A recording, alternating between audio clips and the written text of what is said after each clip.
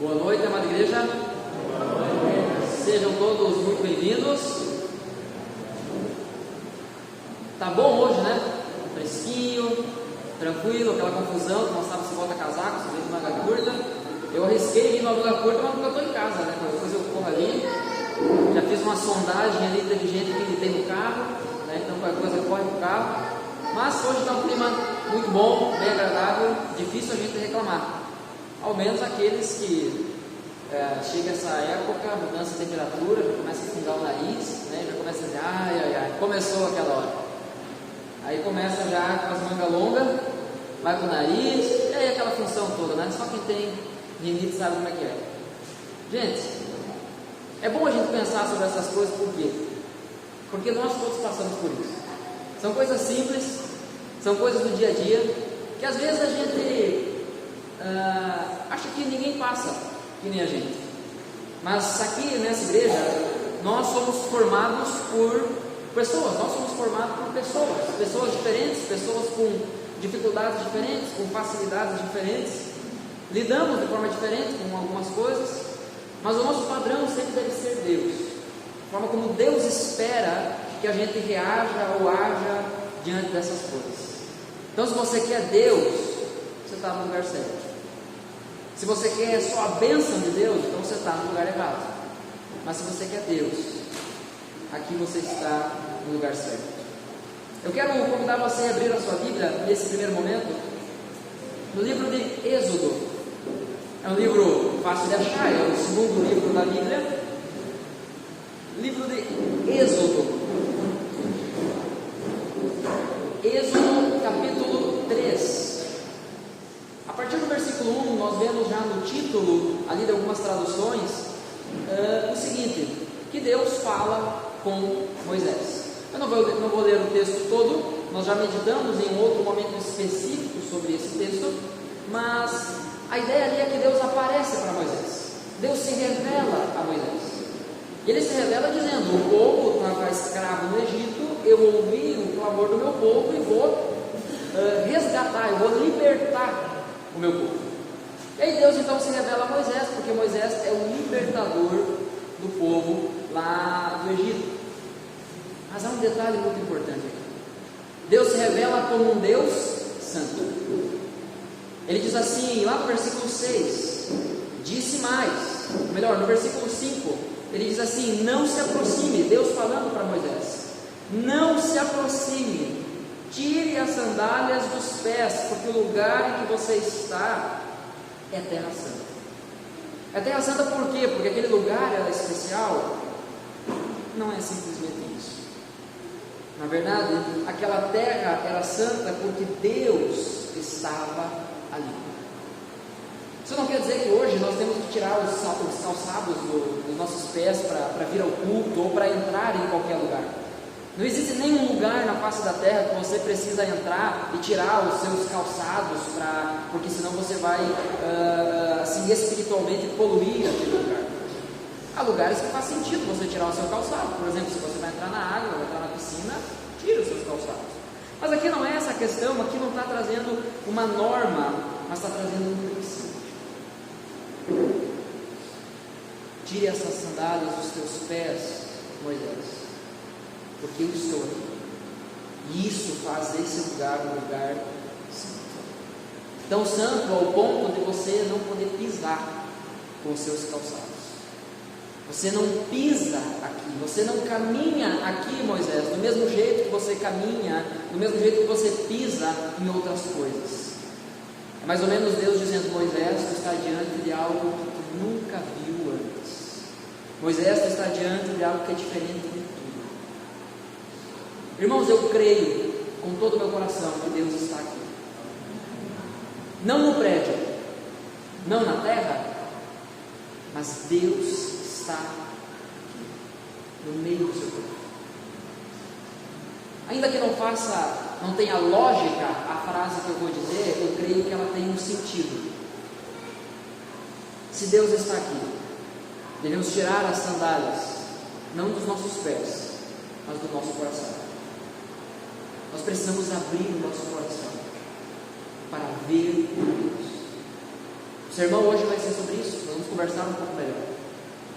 Mas eu quero que desde já você se abra, você tire a sua roupa, as suas sandálias, você tire a sua armadura, você tire aquilo que lhe protege de ser ferido por Deus, de ser tocado por Deus. Porque, meu irmão, minha irmã, é isso que vai acontecer hoje. Deus está aqui. Então não é um culto normal, não é uma noite normal. Deus está aqui. Eu quero convidar você a se colocar em pé, para juntos orarmos a Deus. E em seguida nós iremos cantar.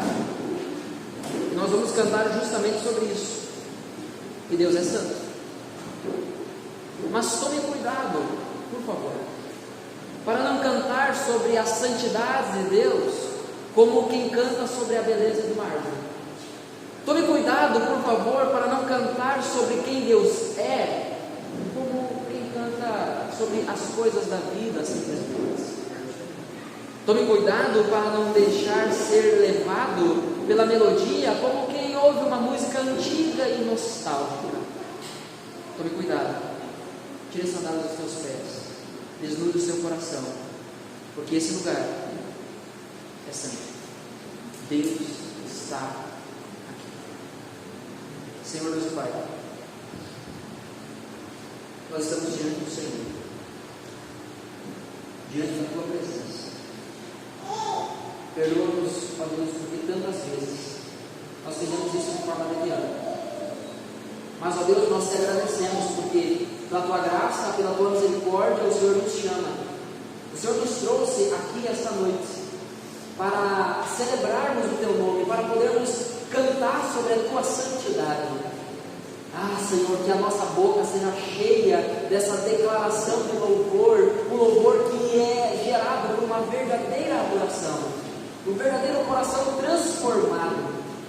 Senhor, nos ajuda a entender o que isso significa. Senhor, nos ajuda a perceber com o nosso coração o que isso significa.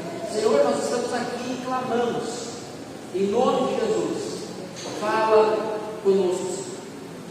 Nós estamos aqui diante de Ti e clamamos, ó Deus, não deixa a gente voltar para casa da mesma forma que a gente chegou. Não deixa a gente se entregar, não deixa a gente se render a outras coisas, não deixa as distrações tirarem o foco, nos dê sabedoria, nos dê inteligência que a gente tem lá fora, nos dê inteligência para a gente ter aqui dentro também, para lidar com as distrações, para focar naquilo que é importante, para focar naquilo que é necessário, para focar naquilo que realmente pode mudar a nossa vida, Senhor. Eu clamo a Deus, por amor ao Teu povo, fala conosco. Em nome do Senhor Jesus, nós oramos assim.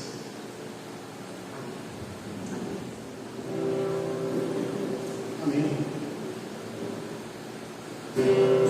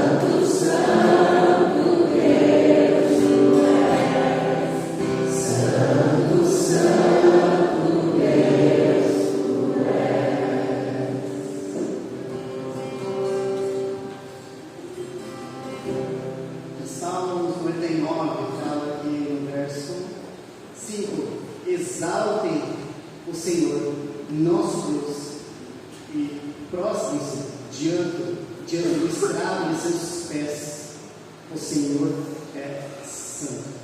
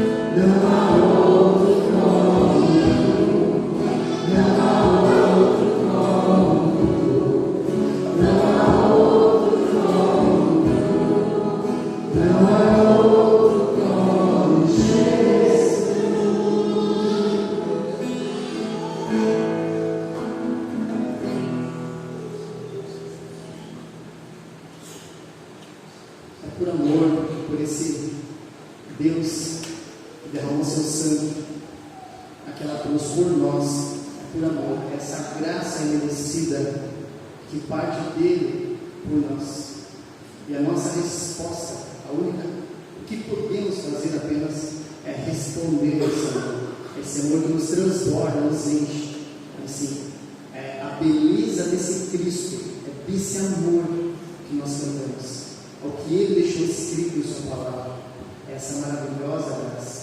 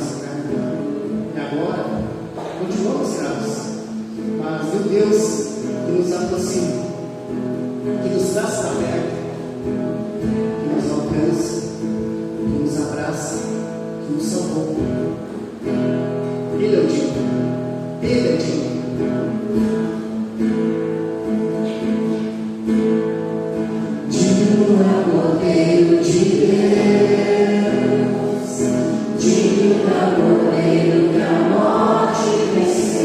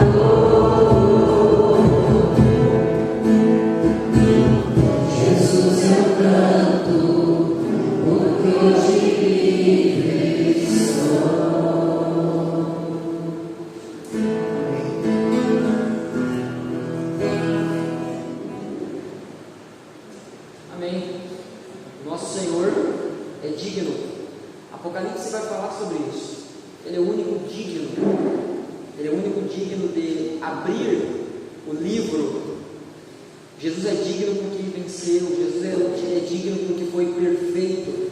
Jesus é o único digno. O que significa dizer que Jesus é digno? O que significa dizer que o Cordeiro é digno? Significa dizer que ele merece. Ele é o único que merece. Esses tempos nós estávamos com alguns amigos de Santana do Livramento. E lá eles têm o costume de quando você diz algo, ou eles te dão alguma coisa, enfim, você diz assim, obrigado. A pessoa responde, merece. Eu não sei de onde é que veio esse costume, mas eu gosto muito de estar lá, porque toda vez mentalmente eu respondo, eu não mereço nada. Eu não mereço nada. A partir do momento que esse conceito, que essa ideia de que nós não merecemos nada sair da nossa mente, nós estamos perdidos. Quando a gente parar de cantar, de bradar com o nosso coração que o Cordeiro é o único digno, é o único que merece, a gente está perdido. Aí, gente, assim, talvez deveríamos recomeçar todas as coisas.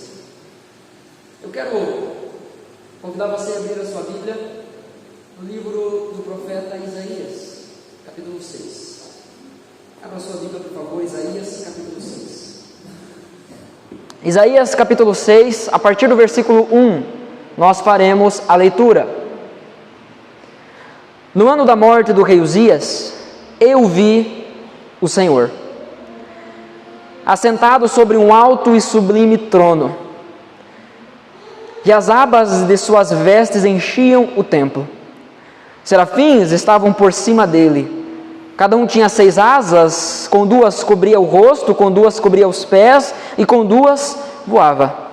E clamavam uns para os outros, dizendo: Santo, Santo, Santo é o Senhor dos exércitos. Toda a terra está cheia da sua glória. Os umbrais das portas se moveram com a voz do que clamava, e o templo se encheu de fumaça. Então eu disse: ai de mim, estou perdido, porque sou homem de lábios impuros, e habito no meio de um povo de lábios impuros. E os meus olhos viram o Rei, o Senhor dos exércitos.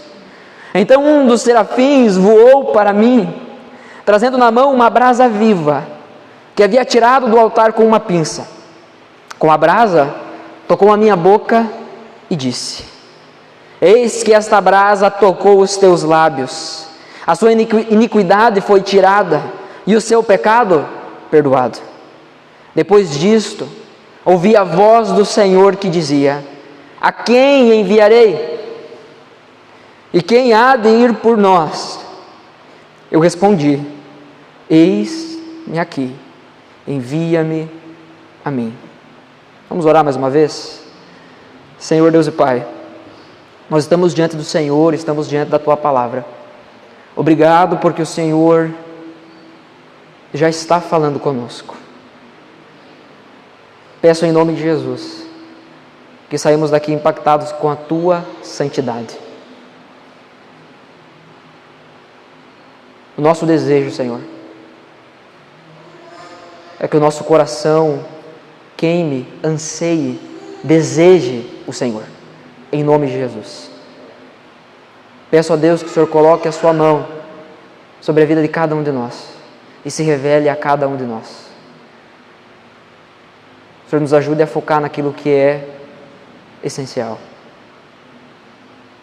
Em nome de Jesus, nós oramos assim. Amém. Amém.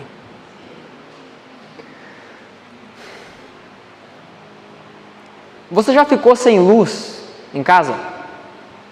Sem energia elétrica? Seja por esquecer da conta, ou por não ter dinheiro para pagar a conta, ou seja porque deu algum problema externo, algum temporal, alguma coisa, alguma tempestade, e simplesmente você ficou sem energia. Eu lembro quando a gente era criança, que quando acontecia isso a gente fazia festa. Os pais ficavam de cabelo em pé, né? Mas a gente fazia festa, adorava brincar no escuro. Na escola, muitas vezes, quando acontecia isso, talvez as crianças que ainda estão na escola, talvez hoje não seja tão comum como era alguns anos atrás, mas quando acabava a luz, todo mundo, aê! Porque acreditava que não ia mais ter aula. Aí voltava a luz 2 minutos depois, todo mundo, Acredito que seja uma experiência comum a todos nós. Mas pense comigo, você dentro da sua casa, você fica sem luz. E aí você não sabe aonde está a famosa vela. Talvez você não tenha uma lanterna, você não tenha uma luz de emergência, né? Você precisa de uma vela ali para iluminar um pouco. Mas você não sabe onde é que está a vela está escondida, porque a gente não precisa dela todo dia, né? Até porque se você todo dia chegar na tua casa e tiver uma vela acesa, né? Alguém vai ter capaz de ficar desconfiado. Mas a vela normalmente ela fica escondida, fica lá na última gaveta, atrás daquelas caixas que você nunca usa. A vela fica atrás, né? Aí você vai lá, você pega o avil, né, o isqueiro, ou você pega um palito de fósforo e acende e vai tentando se guiar para chegar ali num lugar onde você vai conseguir pegar um objeto, ou uma vela, enfim, uma lanterna, um foque, né? Você vai achar alguma coisa para iluminar o ambiente que você está. Dentro de casa, esse palito de fósforo ele tem sua utilidade. Na verdade, no momento desses, ele tem muita utilidade. Talvez nesse momento até você pensa, meu Deus, aonde eu coloquei o palito de fósforo? Se tem uma coisa lá em casa que a gente perde é palito de fósforo. Sempre. A caixinha. Eu nunca sei aonde está. Toda vez que precisa eu tenho que ficar procurando. Eu nunca sei onde é que está. Mas numa situação dessa, um palito de fósforo ele tem sua utilidade. Você acende ele, você vai ali, né, protegendo a mão e fica medindo o tempo ali. Não, eu consigo chegar lá naquele lugar antes do palito de fósforo terminar. Às vezes parece que entra numa briga ali, né? Quem resiste mais, o palito ou você? Que daí ele começa a pegar fogo e não apaga, não apaga, não apaga e começa a chegar perto da unha, né? Daí que entra aquela batalha. Não, eu não vou acender outro. Aí você corre. Dentro de casa, de um cômodo para outro, de um quarto para outro, o palito de fósforo tem sua utilidade. Mas imagine comigo um apagão geral na cidade. E aí você resolve assim, não, eu vou sair de casa e eu vou atravessar a cidade nessa escuridão total, com um palito de fósforo. Parece que o palito de fósforo já perdeu assim um tanto da sua utilidade. Ele já não tem mais tanto poder de iluminação como tinha dentro de casa. Imagina então que loucura seria se você resolvesse ir de uma cidade para outra, sem luz nenhuma, apenas com um palito de fósforo. Num lugar pequeno ele tem a sua utilidade, ele cumpre o propósito, mas num lugar grande não. Agora a história é diferente se no meio de um temporal dá um apagão e você está de carro. Aí você tem ali o farol do carro, você consegue iluminar a pista, você consegue ver ali as marcações, quando tem, né? Mas você consegue ali ver mais ou menos para onde você está indo. Mas seria loucura pegar uma rodovia apenas com a luz de um palito de fósforo. No carro a gente ainda tem o recurso da luz alta, que para quem não sabe é para você enxergar os objetos, os obstáculos, possíveis obstáculos, ou até mesmo enxergar a pista que está mais longe. Por que eu digo isso? Eu acredito que todos nós, quem dirige, já passou por alguém que acha que a luz alta é para você passar assim, pelaquela pessoa que está vindo no sentido contrário, avisando que você está ali. Tem gente que esquece que a luz alta é só para longe, né? A gente tem que ficar dando a luz alta, né? Baixa a luz, baixa a luz. Eu brinco com a Ana quando a gente está viajando, eu digo assim, tá chamando o Batman? Paga isso aí, né? Aquele foco no céu assim, cegueia a gente. Com o carro é muito mais fácil. Via de regra, quanto maior o poder de iluminar de uma luz, de uma lâmpada, maior será o espaço, a área que a gente conseguirá enxergar. Quando a gente fala sobre Deus, todas as ilustrações que usarmos serão definitivamente falhas. Serão insuficientes para dizermos o que Deus é. Portanto, eu quero dizer que Deus não é como a luz. Porque por mais forte que seja a luz, sempre há um espaço que lhe escapa. seja um lugar escondido, seja um lugar oco. Você pode estar numa escuridão total, você botar uma lanterna, se tem algo atrás de um objeto, ou melhor, se tem um objeto em pé, atrás daquilo dali vai fazer sombra. A luz, ela pode encher o quarto, encher aquele ambiente escuro, mas quando ela bate em alguma coisa, atrás daquele objeto continua escuro. Pode até dar uma clareadinha. Da mesma forma que dirigindo e no meio da estrada, você aumenta a luz, você vai enxergar até um certo ponto. Bom, Deus não é assim. Hoje é o 13º, não o salário, não fica tão animado assim. Na verdade, você deve ficar mais animado ainda, porque nós vamos falar sobre Deus, que vale mais do que dinheiro. Parece aquela propaganda do Silvio Santos agora, né? Mas hoje é o 13º sermão da série Amar a Deus, Conhecer, Muda Tudo. Hoje nós vamos falar sobre a santidade de Deus. A santidade de Deus que enche a terra. Não como a luz que dissipa a escuridão. Porque por mais forte que a luz seja, até um ponto ela alcança, mas em outro ponto permanece escuro. Sempre há algo escondido da luz. Bom, a santidade de Deus não é como a luz, porque a santidade de Deus encherá toda a terra e nada vai escapar. Nenhum centímetro do universo escapará da santidade de Deus. Eu disse isso aqui em outros momentos. Não há diferença entre os atributos de Deus. Deus, Ele é santo, Ele é justo, Ele é amor, Ele é bondoso, Ele é fiel, Ele é imutável.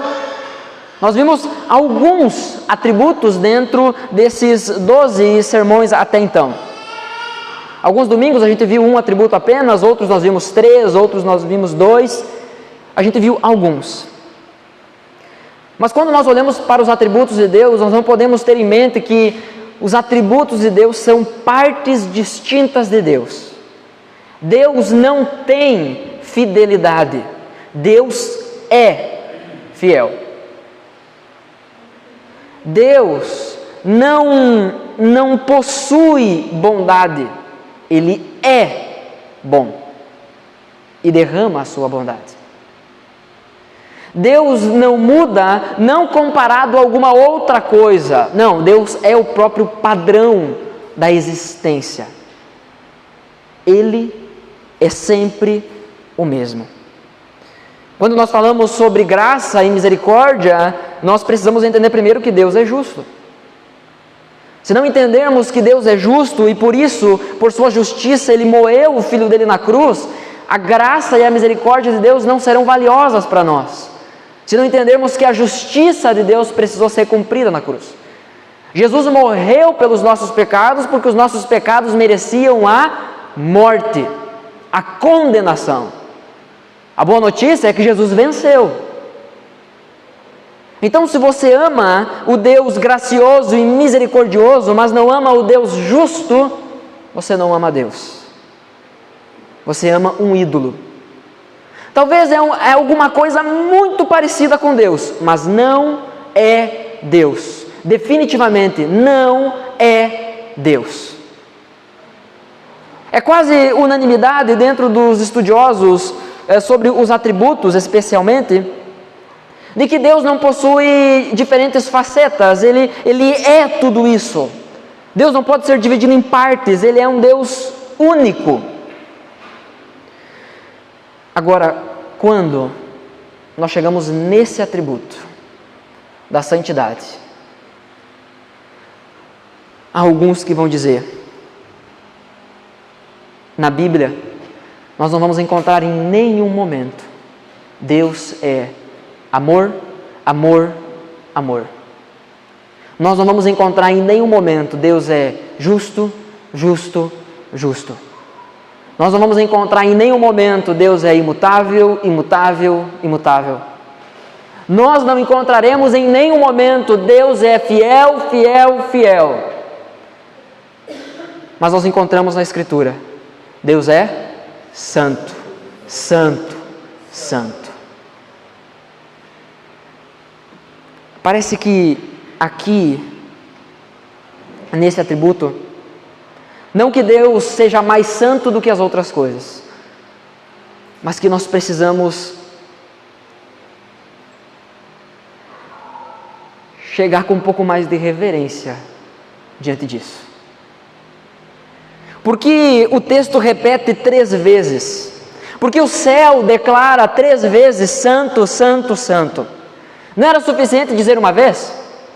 Nós não duvidamos que Deus é amor, porque o texto diz que Deus é amor, uma vez só. Nós não duvidamos que Deus é fiel, porque os textos que falam sobre a fidelidade de Deus afirmam que Deus é fiel, apenas uma vez. Nós não duvidamos disso. Por lógica, então, não duvidaríamos também que Ele é santo se o texto afirmasse apenas que Ele é santo. Como, por exemplo, o texto, o Salmo 99, que o Júnior citou aqui no início, versículo 9, dentro desse Salmo também vai falar sobre um Deus santo. Nós não duvidamos disso. Mas por que há essa necessidade de afirmar 3 vezes? Nós vemos Jesus dizendo nos Evangelhos: em verdade vos digo.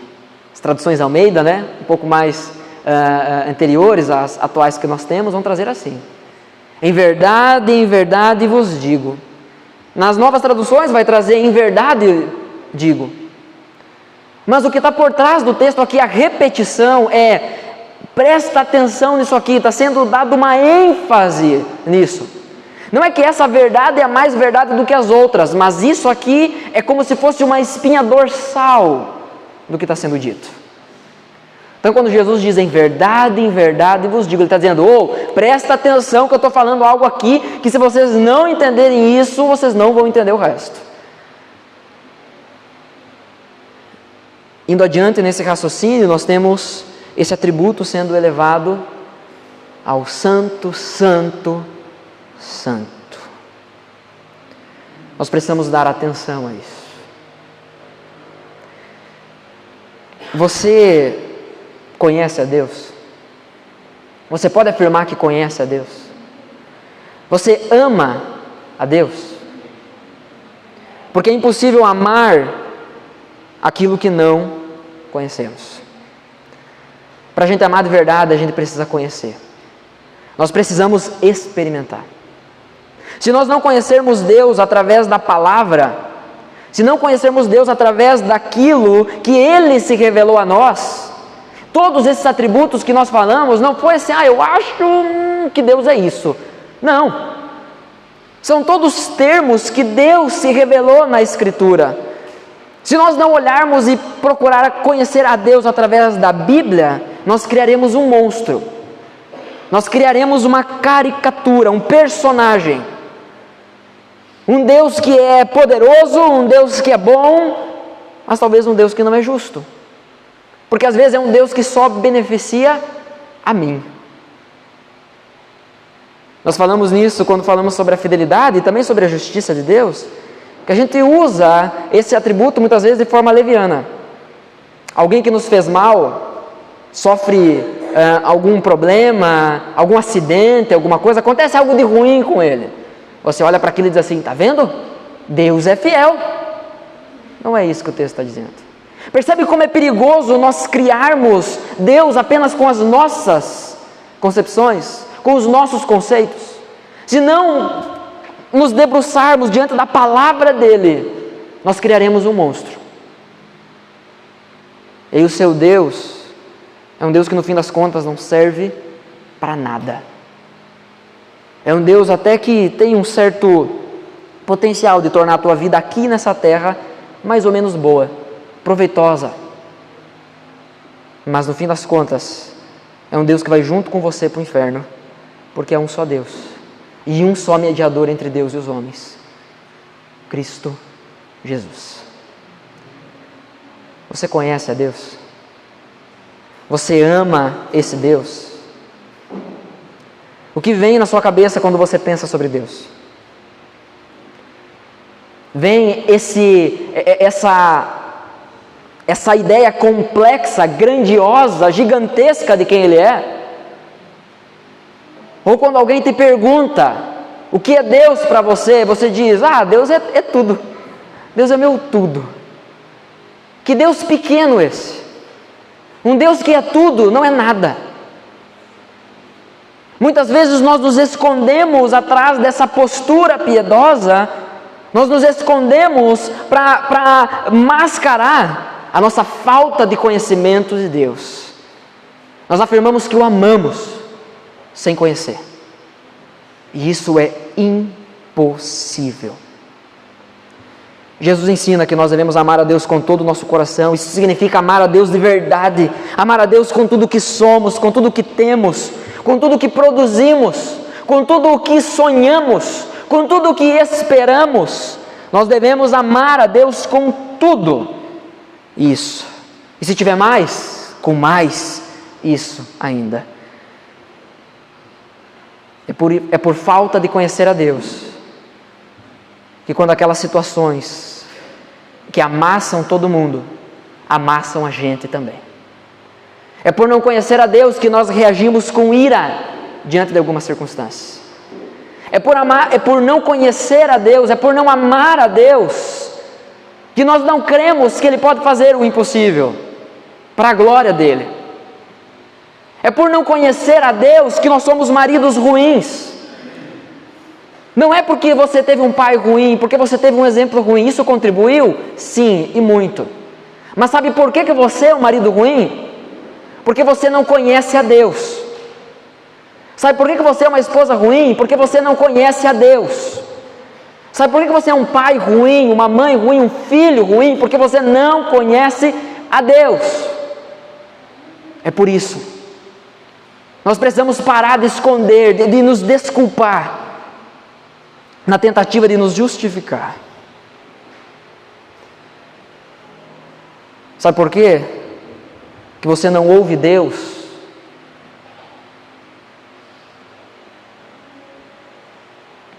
A maioria das vezes não é o problema com os outros.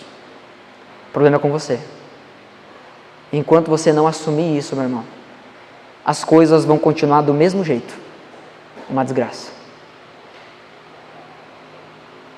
Nessa série, o nosso propósito é pensar sobre os atributos de Deus, sobre as excelências de Deus, é pensar sobre quem Deus é. E eu quero convidar você mais uma vez, eu quero convocar você mais uma vez a abrir seu coração. Não é possível, meu irmão, que você não ouviu a voz de Deus enquanto cantávamos. Você tem que estar muito longe. Você tem que estar com seu coração muito duro. Mas a boa notícia é que Deus é aquele que quebra corações. Por que é importante nós pensarmos sobre Deus? Porque se nós abandonarmos esse conceito elevado sobre quem Deus é, se nós reduzirmos Deus a Deus é tudo, e no fim das contas Ele não é nada, é justamente isso que Ele será nas nossas vidas, é justamente isso que Ele será na nossa igreja. Nada.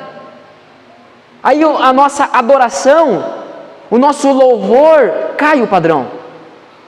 Aí a gente vem aqui e canta qualquer coisa. Aí vem aqui qualquer pessoa. Aí a gente fala aqui na frente qualquer coisa. A gente lê qualquer coisa. Prega qualquer coisa. Ora qualquer coisa. E no fim a gente sai com a vida assim. Qualquer coisa. Qualquer coisa tá bom.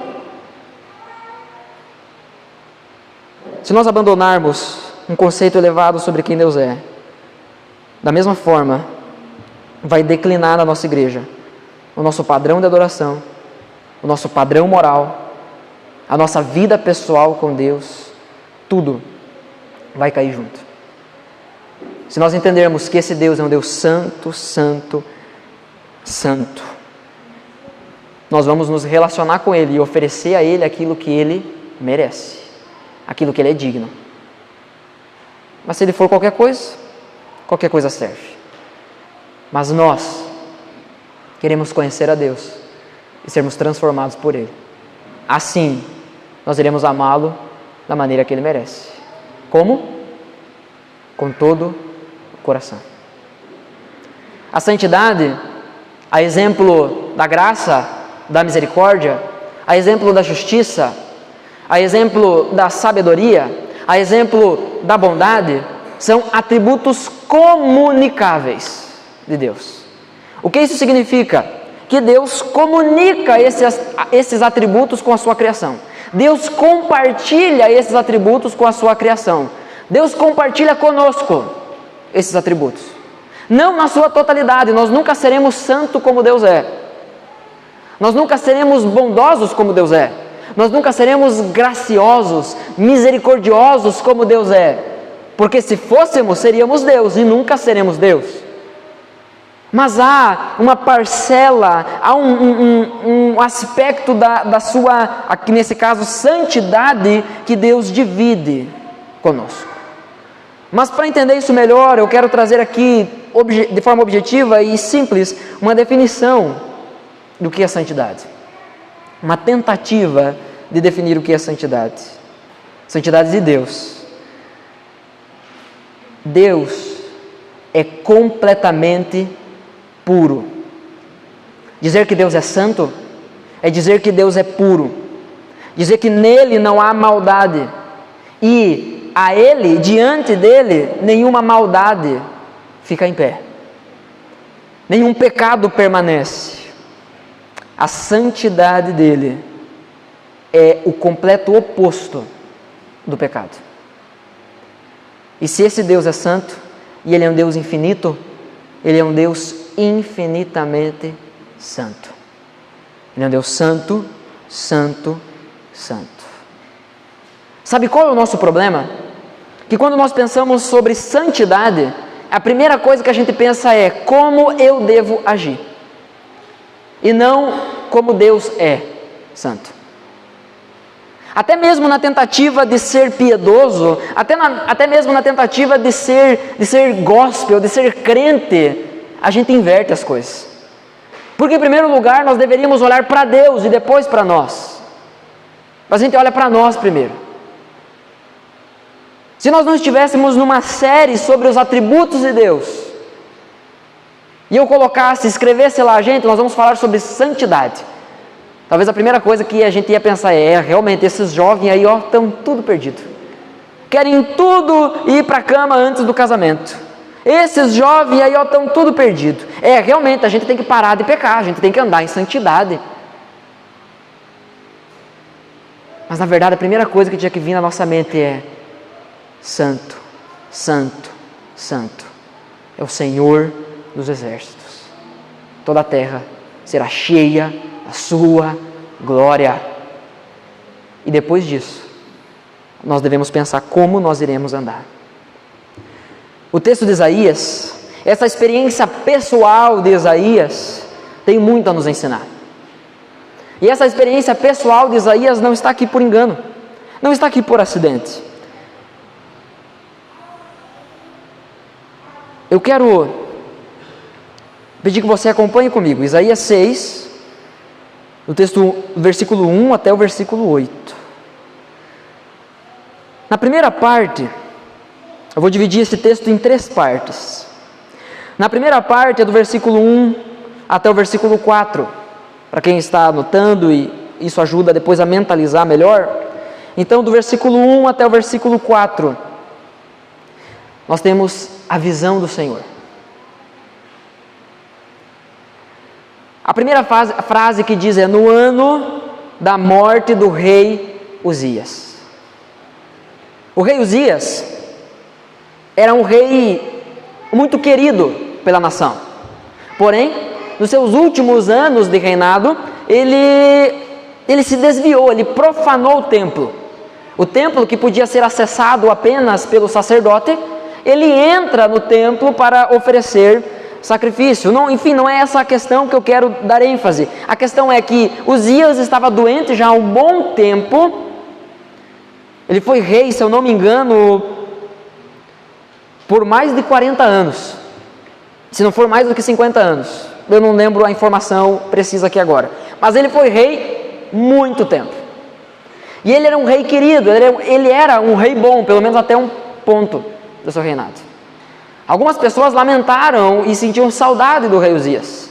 Ele morreu de lepra, porque ele tentou acessar um lugar que Deus tinha dito que ele não podia, porque aquele lugar era santo, e somente o sacerdote podia entrar naquele lugar, e ainda havia todo um ritual que deveria ser cumprido, e ainda assim Uzias vai lá e entra naquele lugar do templo. Resultado, Deus castiga Uzias com lepra, e Uzias morre de lepra. O leproso, ele precisava ficar escondido, ele precisava ficar apartado, isolado do resto do povo. Então o reino de Judá, aqui o reino sul, ele estava vivendo um tempo muito difícil. Gente, no nosso contexto, fica 4 anos um presidente, um mandato.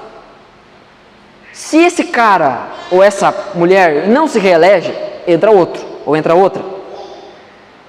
É tão chato a gente tem que ficar cuidando do jeito que fala para não parecer que está falando qualquer coisa, né? Não vou mais cuidar, vocês entenderam que eu não estou falando de nenhum nem do outro. Mas quando troca um governo para o outro, já dá loucura na nação. A pessoa ficou 4 anos, às vezes no máximo 8, porque só pode 2 mandatos. Troca, meu Deus, tem gente que acha o mundo vai acabar. Imagina, mais de 4 décadas, o mesmo rei, um rei querido pelo povo. Esse rei estava doente, enquanto o rei estava doente, ficava isolado, havia um outro cara, tipo o vice-rei, tá? Um representante, que administrava todo o reinado.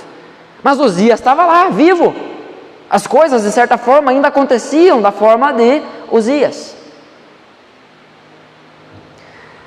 Quando a gente vai estudar mais a fundo a história de Isaías, a gente vai perceber que nesse momento do chamado de Isaías, Isaías era um jovem de mais ou menos, aproximadamente, 18, 20 anos de idade. O início da vida. No ano da morte do rei Uzias. Tudo ia mudar dali para frente. As coisas seriam completamente diferentes. Assim como nós, o povo lamentava a morte ou a saída do antigo governador. E assim como Isaías, nós muitas vezes nos questionamos: o que será de mim agora? O que será da minha família agora? O que será do meu negócio agora? Que agora que o fulano não está lá, a fulana não está lá. Mas no ano da morte do rei Uzias, o texto diz: Isaías viu o Senhor. O rei morreu, mas o Rei dos Reis está vivo, sentado num alto e sublime trono, reinando poderosamente, soberanamente, definitivamente. Ele reina. Eu vi o Senhor assentado sobre um alto e sublime trono. Olha a visão que Isaías tem. Não era um trono como qualquer outro. Não era um alto, um grande trono simplesmente. Ele não entrou no templo e viu lá um trono maior do que os outros. Ele viu algo que ele nunca tinha visto. Um alto e sublime trono. Os meus olhos viram o Senhor. As abas de suas vestes enchiam o templo. Ele enchia o templo. Essa linguagem aqui, nós precisamos entender que na época, essas pessoas que usavam roupas com abas grandes, eram pessoas ricas. Eram pessoas, eram majestades, eram reis, faziam parte da realeza. Por quê? Porque numa época que a gente não tinha pano que nem a gente tem hoje, pano custava caro. E tu ter pano para arrastar no chão, é a mesma coisa o véu de noiva, né? A gente olha e diz assim, ok, bonito, mas para que é tudo isso? Né? Aqueles metros, né? É só sujar, vai só estragar, não tem sentido nenhum. Mas aqui as abas, o resto, o que sobrava da sua veste, enchia o templo. Serafins estavam por cima dele, seres celestiais.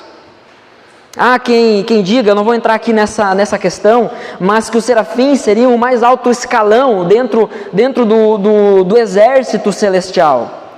Os serafins, as criaturas mais belas e poderosas do céu, estavam por cima dele.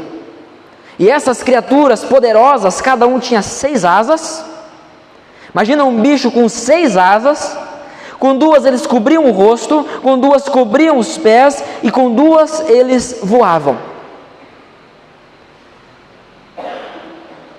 Eles cobriam o rosto, porque eles entendiam diante de quem eles estavam. Não há na Bíblia ninguém que tenha visto a face de Deus em sua plenitude. Por quê? Porque Ele é santo, santo, santo. Ninguém permaneceria vivo se visse a plenitude da santidade de Deus. Com 2 asas eles cobriam os pés, porque esse mesmo Deus é aquele Deus que se revelou a Moisés. Tira as sandálias dos teus pés. Tu não pode pisar aqui, porque esse lugar é santo. Porque eu sou santo, santo, santo. Será que nós entendemos isso? Que o Senhor é santo. O que causa isso em nós? Nós vemos hoje milhares de pessoas, talvez milhões de pessoas que afirmam ver Deus. Gente, eu escutei inúmeras vezes, pastor, eu estava lá limpando, eu vou usar uma situação hipotética aqui, tá? Mas comum a todos. Eu estava lá nos fundos de casa limpando o pátio, e de repente eu comecei a orar e eu vi Deus. Tá, e o que tu fez? Não, eu continuei limpando o pátio. Será que viu mesmo Deus? Que Deus é esse que a gente vê, que a gente sente, e continua do mesmo jeito? Um Deus que está sentado no alto e sublime trono. As suas vestes enchem o templo. Olha o que diz no versículo 4. Os umbrais das portas, as paredes se moveram com a sua voz. O templo se encheu de fumaça. Se Deus viesse aqui nesse momento, dessa mesma forma como o texto está dizendo, esses blocos não parariam no lugar. Esse teto que está muito bem fixado aqui, ele ia voar, ele ia sumir dos nossos olhos.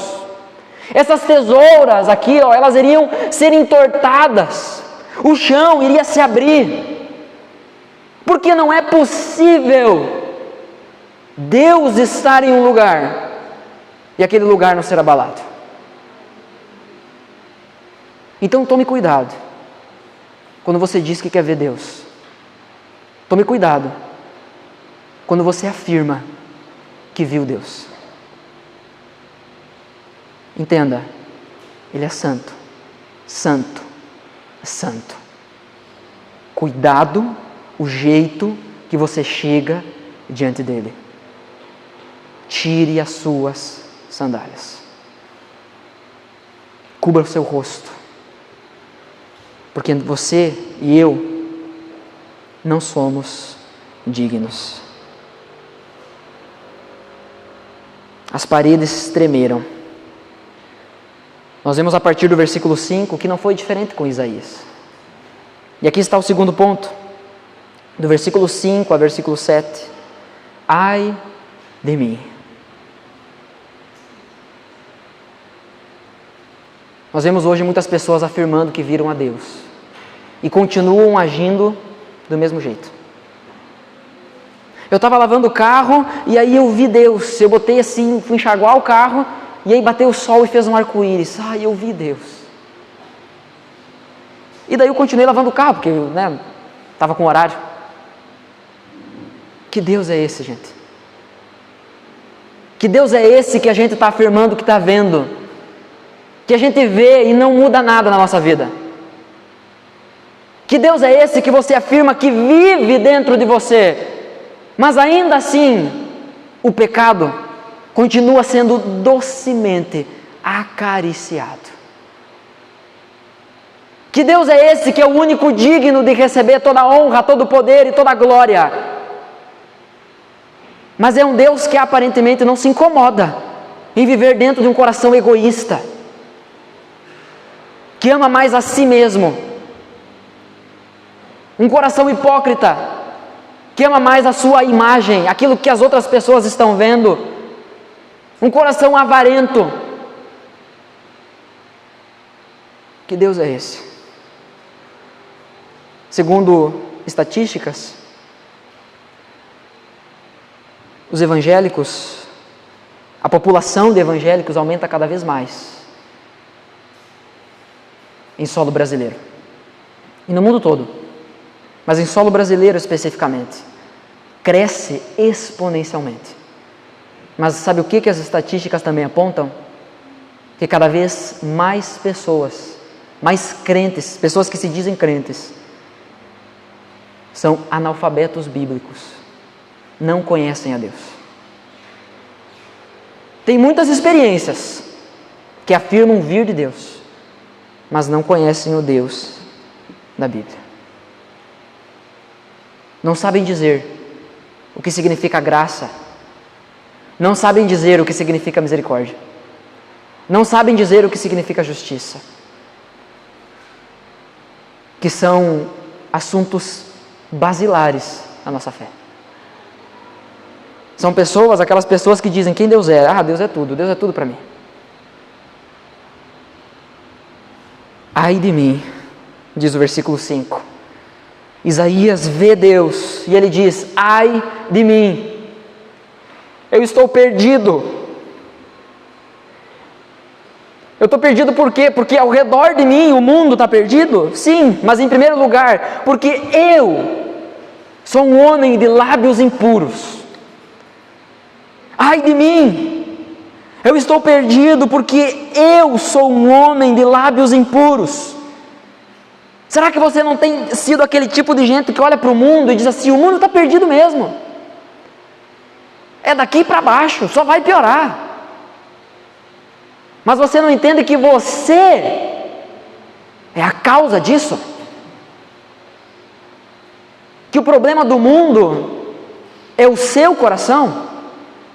É o seu pecado? Ai de mim, eu estou perdido. Essa deveria ser a nossa reação diante da santidade de Deus. A nossa reação não deveria ser: santo, santo, isso aí, muito bem, vamos embora para casa.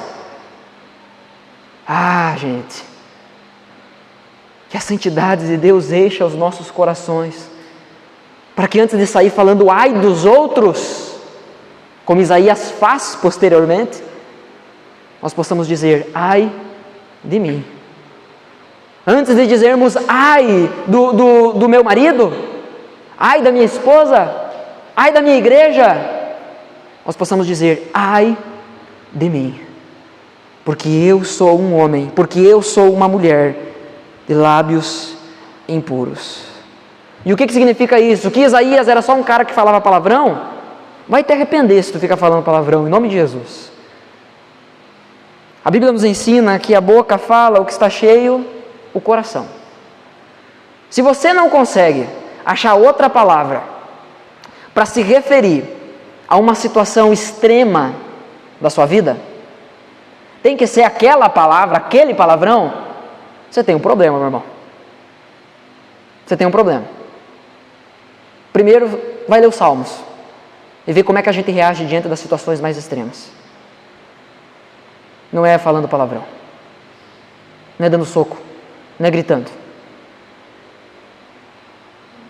Ai de mim. Não quer dizer que Isaías só falava palavrão, não quer dizer que aí Isaías era um boca suja, mas a questão aqui é o texto que o Júnior citou aqui no início, e um texto que eu citei com a referência errada no culto passado, Mateus 15, 19, Porque do coração procedem maus pensamentos, homicídios, adultérios, imoralidade sexual, furtos, falsos testemunhos, blasfêmias. É do coração que vem tudo isso. Quando Isaías está dizendo, eu sou um homem de lábios impuros, ele está dizendo, a minha boca é só resultado do meu coração. Senhor, eu sou alguém, ai de mim, porque eu sou alguém impuro. Ai de mim, porque está todo mundo perdido aqui. Ai de mim, porque eu vivo no meio de um mundo, eu vivo no meio de homens que têm o coração impuro. Ai de mim, porque os meus olhos viram o Rei. Ai de mim, porque esse que é santo, santo, santo, ele acaba com toda a iniquidade, apenas com a sua presença. A sua santidade enche a terra, enche o universo. E por a santidade de Deus ser o completo oposto do que é ruim, do que é mal, do que é pecado, necessariamente então a santidade de Deus precisa extinguir o pecado. Você está entendendo isso? Tire as sandálias dos teus pés, porque esse Deus é santo. Não adianta você dizer, Senhor, eu estou aqui diante de Ti, mas por favor, me deixa com os meus pecados. Ou é Deus, ou é os teus pecados. Senhor, eu quero assim uma lanterna muito boa, eu quero assim que o Senhor ilumine toda a minha vida. Mas aquele quartinho, o meu quartinho da bagunça, Senhor, eu vou deixar chaveado. Às vezes eu brinquei com os irmãos, que eu já fui muitas vezes na casa deles. De repente um dia eu olhei para uma peça e disse assim, eu nunca entrei nessa peça da casa de vocês. Ele falou, que aqui é o quarto da bagunça, pastor. Esse aqui é o quarto do pecado. Sabe aquele quarto do pecado que a gente tem? É o quarto que a gente esconde as coisas que não quer que ninguém veja. Mas nós queremos que Deus encha a nossa casa, que Deus encha a nossa vida, que a santidade dele expulse aquilo que está de errado, que a santidade dele ilumine todas as coisas, que a santidade dele necessariamente para encher a terra precisa também encher a minha casa. O profeta entendeu que a santidade de Deus iria consumir todas as coisas. Os meus olhos viram o Rei, e quando eu vi o Rei, tudo começou a tremer. E aquelas aparentes abominações, aqueles seres com 6 asas, começavam a clamar, santo, santo, santo. Eu estava com medo dos bichos, e eles estavam se prostrando diante daquele que estava no trono. Ele entendeu que aquela santidade ia consumir todas as coisas, que iria fulminar o pecado definitivamente. Depois que Isaías vê Deus, ele olha para ele de uma forma diferente. As paredes do lugar foram abaladas. Será que o coração desse homem continuaria o mesmo depois dessa visão? Amados irmãos, o que nós precisamos não é de uma visão do inferno. O que nós precisamos não é encontrar o Satanás em pessoa para então depois se voltar a Deus. O que nós precisamos é ver Deus. É isso que nós precisamos. Ter um encontro verdadeiro com a sua santidade, com quem Ele é. É isso que vai produzir em nós esse profundo desespero. É isso que vai produzir em nós essa profunda decepção com aquilo que nós somos. Enquanto não vermos Deus, não diremos, ai de mim. Será só ai dos outros. Será que o nosso coração deveria continuar do mesmo jeito se afirmamos ver a Deus? Amados, será que o nosso coração deveria ficar do mesmo jeito? Será que a nossa vida deveria ser a mesma se afirmamos que esse Deus santo, santo, santo habita dentro de nós? Será que não deveríamos também ser abalados? Não é possível ver a Deus e continuar do mesmo jeito. Se você está do mesmo jeito, é porque você não viu a Deus. Pastor, tu não conhece o meu coração, mas a Bíblia está dizendo isso. O teu coração não é a resposta final. A Bíblia é. Se não houve mudança, não houve visão de quem Deus é. E é uma transformação por inteiro. Pastor, eu vi Deus, mas eu não consigo perdoar. Como diz Charles Spurgeon, você está orando a sua sentença de morte, então. Quando você ora, perdoa os nossos pecados, como nós perdoamos aqueles que nos ofendem. Pastor, eu vi Deus, mas eu não gosto de estar compartilhando a minha vida. Então você não viu Deus. Porque a Bíblia nos ensina que nós devemos confessar nossos pecados uns aos outros, que nós devemos consolar uns aos outros, que nós devemos dividir os nossos fardos uns com os outros, que nós devemos consolar uns aos outros, que nós devemos amar uns aos outros, exortar uns aos outros. Basicamente, a gente tem que ser um. Será que você viu Deus? Um grande homem na história da igreja,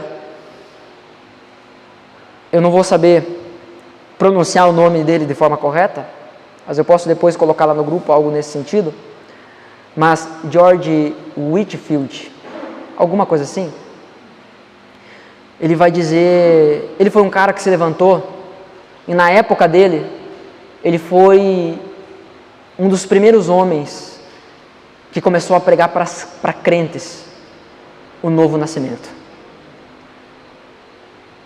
E uma das frases dele que ficou cunhada e atravessa gerações é: nós vivemos numa geração em que, infelizmente, é necessário pregar novo nascimento para os crentes.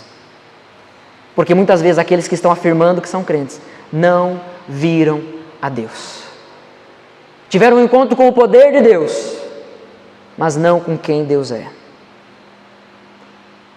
Ai de nós, se Deus não nos purificar, estamos perdidos. O versículo 6 vai dizer assim: então um dos serafins voou para mim, voou até mim. Você pensa um bicho daquele vindo na tua direção, trazendo na mão uma brasa viva, que havia tirado do altar, havia tirado do lugar do sacrifício. E com essa brasa ele tocou a minha boca e disse: eis que esta brasa tocou os seus lábios, a sua iniquidade foi tirada e o seu pecado foi perdoado. Amados irmãos, o que nós mais precisamos é desse toque do céu, desse toque de Deus. No fim das contas, a gente não precisa que as outras pessoas nos compreendam. Mais do que isso, nós precisamos de um toque de Deus. Coitado de mim. Aqui, quando Isaías diz ai de mim, ele não está se vitimizando, ele está apavorado. Ele está transtornado. Mas a nossa esperança está num Deus que tira a nossa iniquidade e perdoa os nossos pecados. Você viu Deus? Há no seu coração um profundo ai de mim? Até quando você vai ficar brincando? Até quando você é capaz de dar o seu melhor no seu trabalho e não a Deus? No início aqui eu orei e eu quero explicar o que eu quis dizer com a minha oração. Nós nos distraímos facilmente com tanta coisa, mas no trabalho nós somos conhecidos como os mais focados, experts em nossas áreas. No trabalho nós somos os melhores, o melhor funcionário, o melhor chefe, desempenho altíssimo. Mas aí no culto a gente senta e eu não consigo prestar atenção, porque eu me distraio não está faltando qualidade aqui. Está faltando visão de Deus da tua parte. Isso vai mudar quando você vê Deus. Porque é muito engraçado.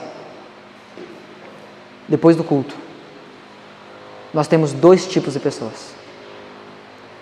Nós temos as pessoas que saem e dizem: não gostei do culto. Primeiro que o culto não foi para você, mas vamos adiante. Não gostei do culto. Deus não falou comigo.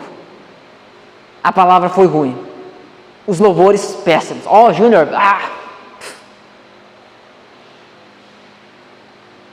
Mas tem outras pessoas que saem daqui. No dia eu vi uma senhora me olhando e dizendo assim: pastor, eu amo a Deus. Obrigado por me ajudar a amar mais a Deus. Gente, o que acontece de diferente? Acaso são ouvidos diferentes? Acaso eu estou dizendo coisas diferentes para grupos diferentes de pessoas? Não está saindo da minha boca a mesma coisa para um do que está saindo para o outro? O nosso problema não é o que está sendo pregado. O nosso problema não é o que está sendo cantado. O nosso problema não são as pessoas que estão aqui à frente. O nosso problema é que a gente não viu Deus ainda. Porque quando a gente vê Deus, aqui dentro vai tremer. Nós começaremos a tirar as nossas sandálias ao chegarmos diante dele. Você já foi tocado por Deus? Tocado pela santidade de Deus? A sua iniquidade já foi tirada? O seu pecado já foi perdoado? Já teve um profundo arrependimento no seu coração?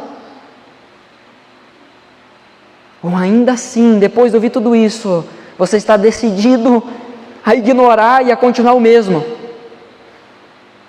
Se essa for a postura do teu coração, definitivamente você não viu a Deus.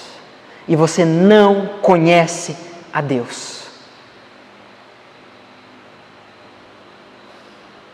Estou julgando? Estou. Mas de acordo com a reta justiça. Porque é isso que o texto está nos dizendo. Isaías viu Deus e disse: ai de mim. Versículo 8, terceira parte final, então, do texto, nós temos a resposta.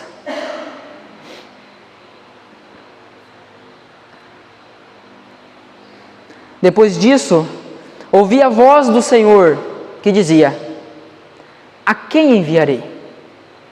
Quem irá por nós? Esse é um dos textos usado para apresentar, para evidenciar a pessoalidade plural de Deus, o Deus Trino, a Trindade está aqui. A quem enviarei? Quem há de ir por nós? Perceba, o texto não está dizendo, Deus não está dizendo: Isaías, vai. O texto está dizendo: quem pode ir por nós? A resposta de Isaías é: eu estou aqui, me envia. Talvez um de nós diria: pelo amor de Deus, não manda outro, envia eu. Me envia, Senhor. Por quê? Porque ver a Deus nos levará a lamentar quem nós somos. E perdoado por Ele, é impossível não ir por Ele. Você está indo? Você está proclamando a santidade de Deus? Porque isso não é só uma oração bonita, não, gente. Pai nosso que está nos céus, santificado seja o teu nome. Não é só uma oração bonita. É para que através das nossas vidas o nome de Deus seja santificado, seja conhecido como um nome santo.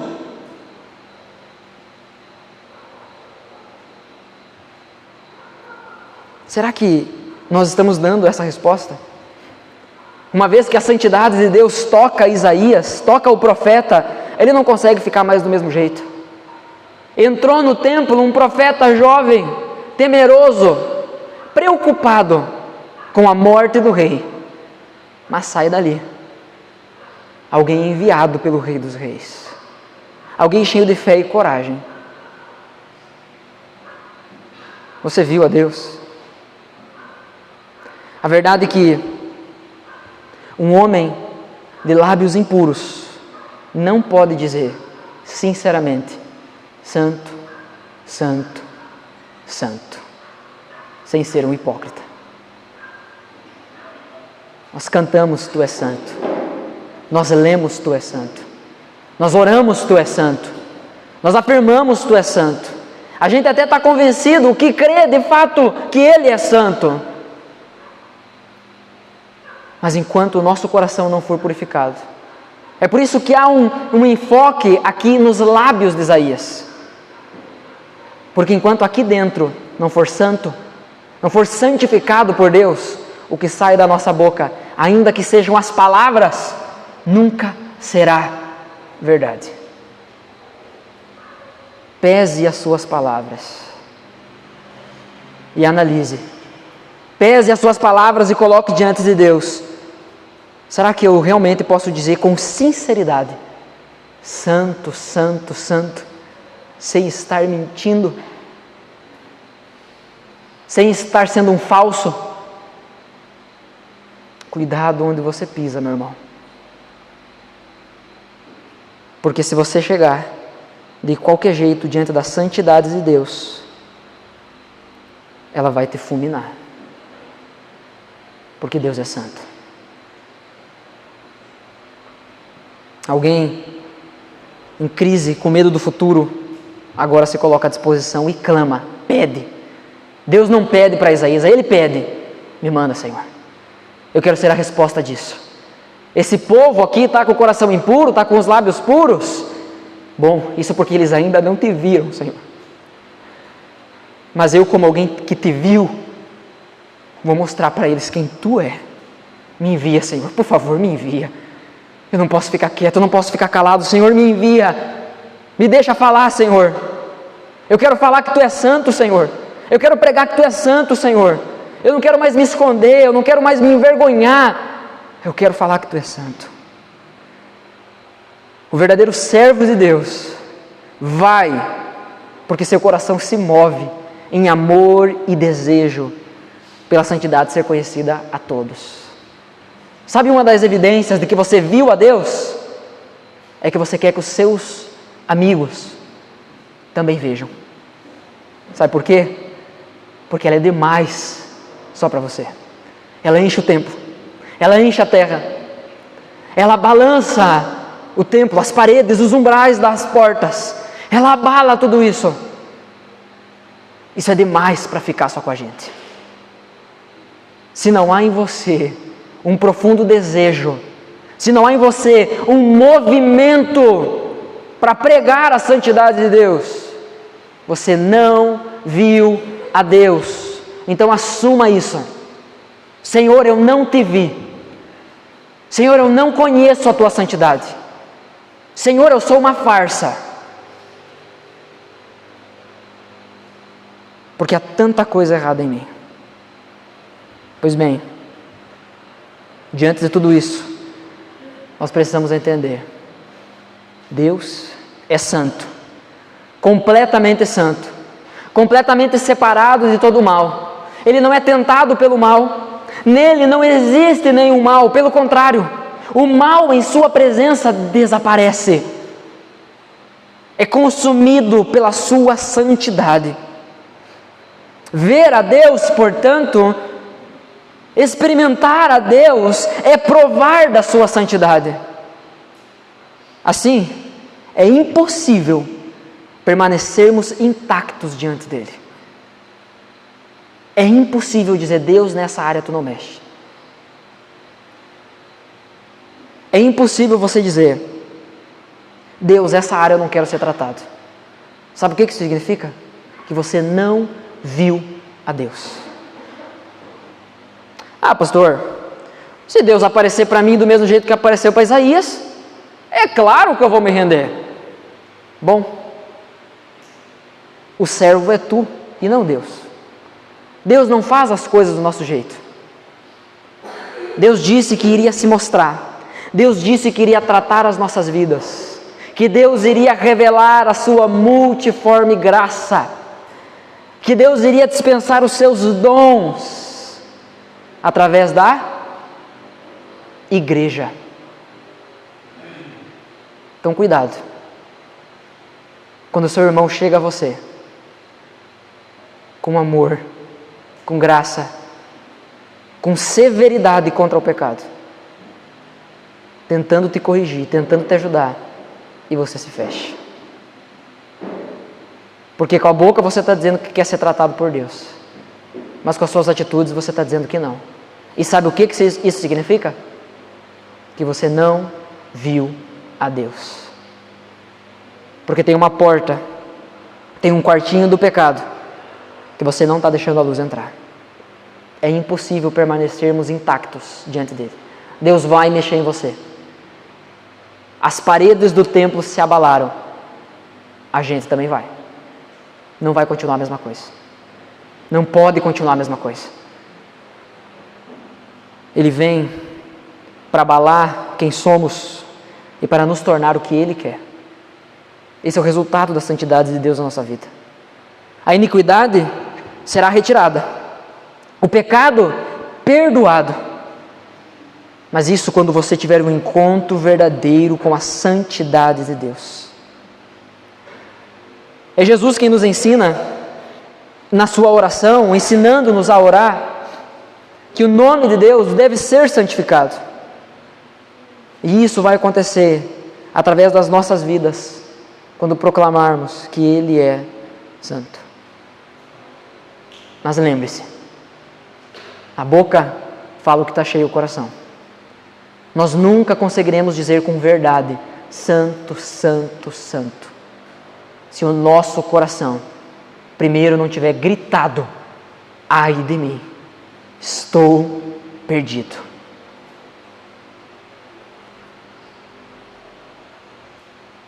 Você quer conhecer a Deus? Você precisa ter um encontro com a santidade dele. Não é mais instrução, não é mais palavra, não é um sermão mais longo, um sermão mais curto, não é uma música mais agitada, uma música mais lenta, não é mais luz aqui dentro ou menos luz, não é nada disso.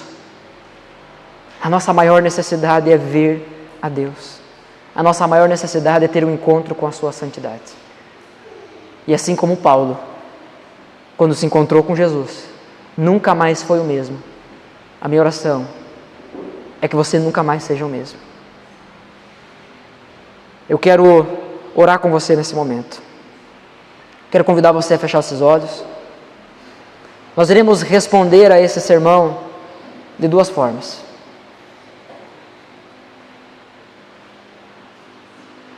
A primeira forma é que nós iremos orar. A segunda forma é que nós iremos cantar. Nós queremos proclamar o reino desse Deus santo. Nós queremos que através de nós, a partir de nós, a partir daquelas pessoas que viram a Deus, essa cidade seja impactada.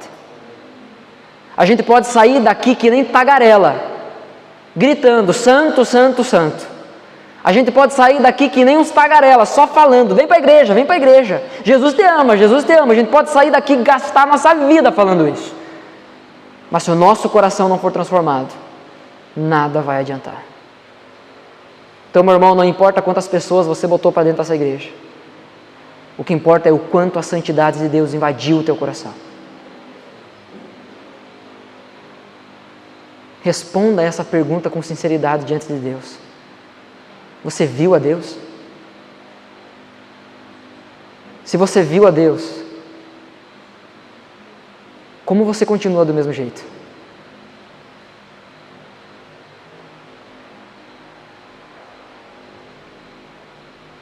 Responde para Deus isso. Como você pode dizer que você vê Deus em tudo e tudo continua igual? Como você pode dizer que você vê Deus e não há esforço para congregar? para amar, para se doar? Como você pode dizer que você viu a Deus e você não está servindo de alimento na vida dos seus irmãos?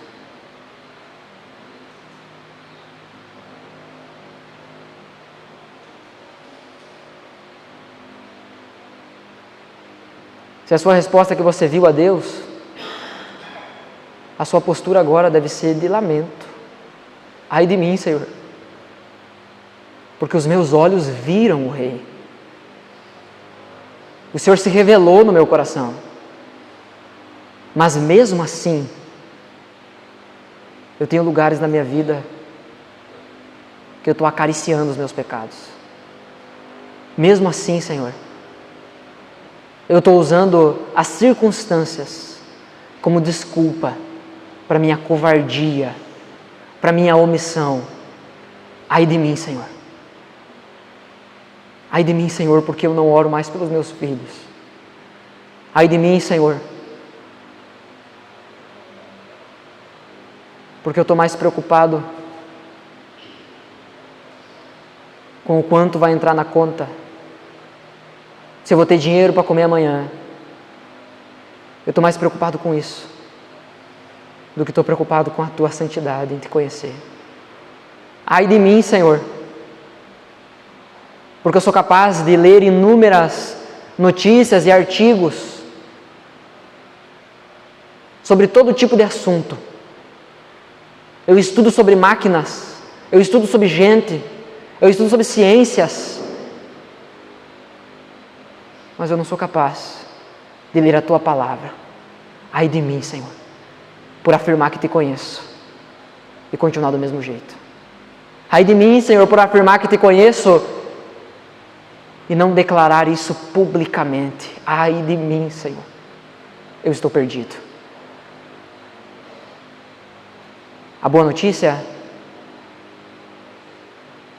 é que quando Deus se revela a nós, Ele nos purifica. E Ele perdoa os nossos pecados.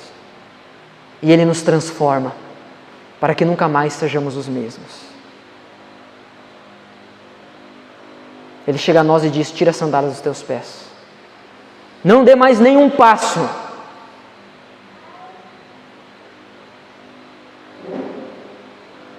Não é hora de perguntar o que vai fazer. É hora de se render. Não dê mais um passo, Moisés. Tire a sandália dos teus pés. Não tente resolver outra coisa. Não tente se despedir de algum pecado. É a pior coisa que você vai fazer na sua vida.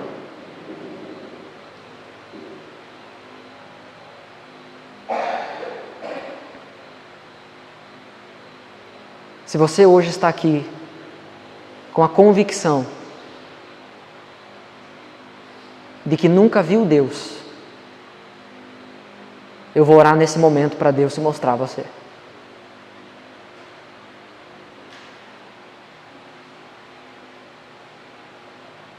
Essa canção é uma resposta.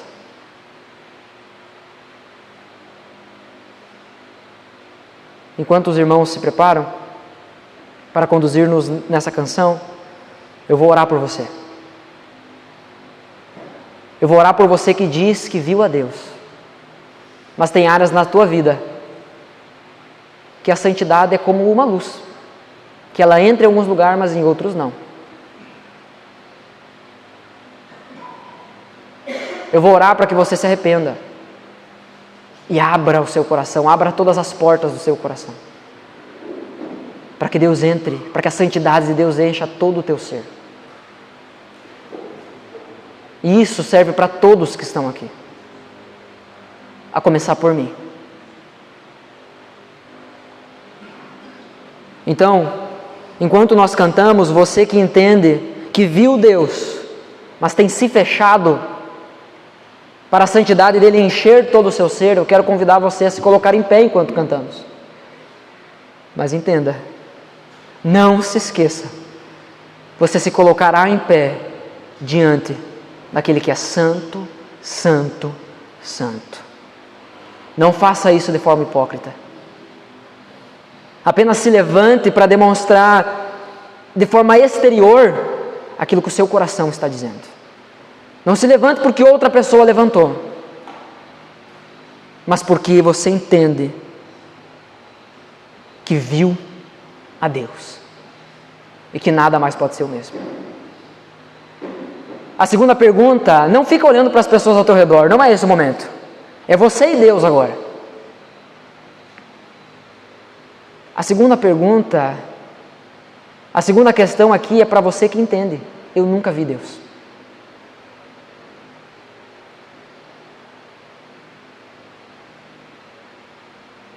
Mas eu quero convidar você, se você quer ver Deus, eu quero convidar você a se colocar em pé. Porque não há nada que nós possamos fazer para ver a Deus por merecimento. O que nós podemos fazer é pedir: Senhor, me mostra a tua face, se revela a mim. Eu vou orar pela sua vida. Após nós iremos cantar. E se você crê, eu quero que você cante junto. Senhor Deus e Pai, em nome de Jesus,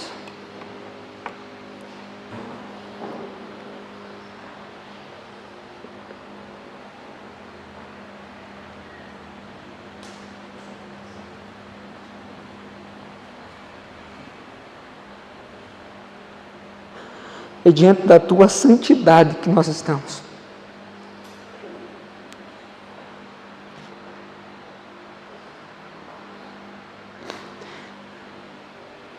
Perdoa-nos, ó Deus. Perdoa-nos por tentarmos vender uma imagem de quem te conhece. Mas enquanto isso, no nosso coração, nós fechamos as portas para a tua santidade. Perdoa-nos, ó Deus, porque nós cometemos a loucura de achar que é possível manter um quarto secreto, um lugar da bagunça, um lugar de sujeira dentro de nós. Perdoa-nos, ó Deus, por afirmarmos tantas vezes com a nossa boca: Santo, Santo, Santo, enquanto o nosso coração está dizendo: impuro, impuro, impuro. Perdoa-nos, Senhor, porque somos resistentes. Perdoa-nos, Senhor, porque nós sempre vamos longe demais. Perdoa-nos, Senhor, porque o amor por Ti às vezes não é o suficiente para abandonarmos os nossos pecados. Perdoa-nos, Senhor, porque ainda somos como crianças que precisam sofrer consequências para se dobrar diante do Senhor. Perdoa-me, ó Deus. Ai de mim.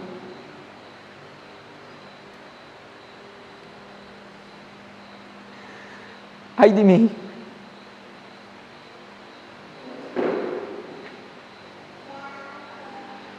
Purifica o nosso coração, Senhor. Eu peço que nesse momento, ó Deus, assim como um dia o Senhor se mostrou a mim, assim como um dia o Senhor se mostrou a muitos dos que estão aqui hoje, eu peço, ó Deus, que o Senhor se mostre àqueles que ainda não te viram, que a tua santidade, que o teu amor alcance esses corações e que esses corações entendam que tu, Senhor, é tudo o que nós precisamos. Peço a Deus em nome de Jesus que o Senhor nos dê maturidade para não esperar uma ordem ser dada, mas mediante a necessidade do reino ser proclamado, a gente se levante e vá. Nós estamos aqui, Senhor, pedindo, clamando. Aqueles que te viram, coloca-nos na brecha para pregar a tua santidade, para viver de forma santa e pregar a tua santidade, a começar dentro da nossa casa. O pecado, em nome de Jesus, porque nós vimos a Deus, o pecado não terá lugar em nossa casa, o pecado não terá um quarto em nossa casa, a iniquidade não se sentirá confortável em nossa casa,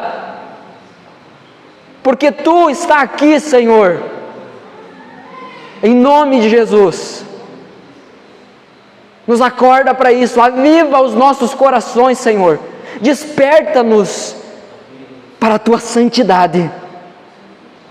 O Teu nome tem sido envergonhado, o Teu nome tem sido sujado na praça, porque nós estamos sendo omissos. O pecado tem lugar na nossa casa, porque nós estamos sendo omissos. Em nome de Jesus, nós queremos Te ver, de verdade, para que isso mude completamente. Que através de nós, que hoje comece uma revolução nessa cidade, através do Teu povo, através daqueles que Te viram, em nome de Jesus. Amém.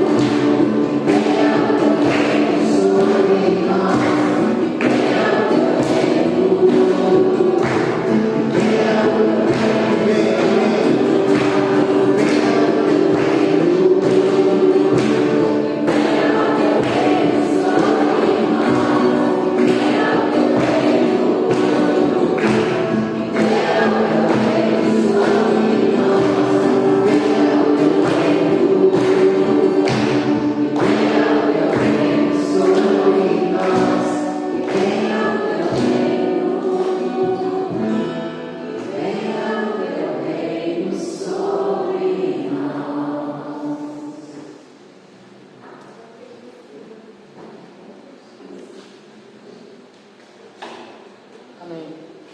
Antes de encerrarmos o nosso culto, eu quero desafiar você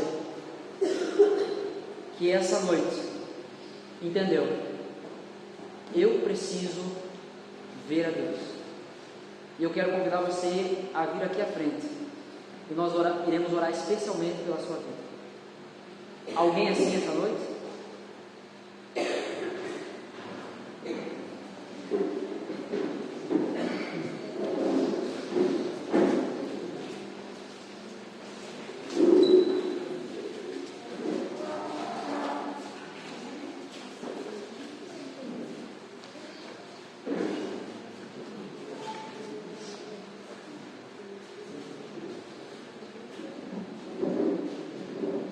É nesse sentido que conhecer a Deus muda tudo.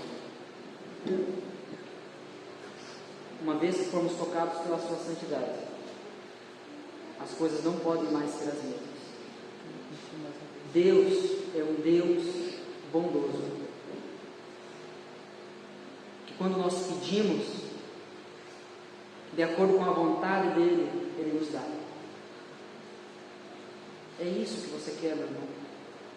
Ver a Deus, conhecer a Deus. Então eu espero muito que aquilo que está de errado na sua vida, hoje, comece a mudar de vida. Porque se Deus se revelar a você, nada mais será como antes. Senhor Deus Pai, ai de mim, porque sou um homem de lábios impuros. Ai de mim, Senhor, ai de nós, porque vivemos num mundo de homens com os lábios impuros,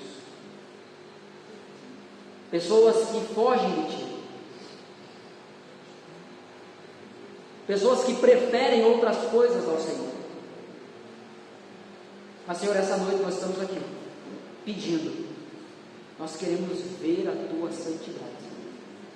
Nós queremos Te ver, nós queremos Te conhecer. Mas, Senhor, nos ajuda a não ser como criança que pede uma coisa e logo depois esquece. Nos ajuda a não ser como criança que pede uma coisa e logo depois age como se não quisesse aquilo. Senhor, nos ajuda a buscar a Tua face para Te conhecer. Senhor, nos ajuda a reorganizar a nossa agenda, as nossas prioridades. Nós queremos Te ver. Eu, Senhor, quero Te ver. Talvez, Senhor, o que nós precisamos é sermos lembrados de quem Tu és. Alguns aqui já tiveram uma experiência real, verdadeira contigo, mas precisam ser lembrados. Senhor, sopra a vida sobre esses ossos secos. Se levante um exército para proclamar a Tua santidade. Em nome de Jesus. É a minha oração. É a nossa oração. Amém. Meu irmão, Deus vai tratar com você. Pode ter certeza. Se você não tirar as suas sandálias e Ele realmente fez um chamado verdadeiro ao teu coração, Ele vai arrancar a força. Mas é a melhor coisa que tem. Na quinta-feira, você terá a oportunidade de mais uma vez demonstrar que você quer ver Deus. Sabe por quê? Porque na quinta-feira nós vamos nos reunir aqui para orar, no mesmo horário. Então esteja aqui, porque Deus, Ele vai estar aqui também. Uma boa semana a todos, que Deus abençoe.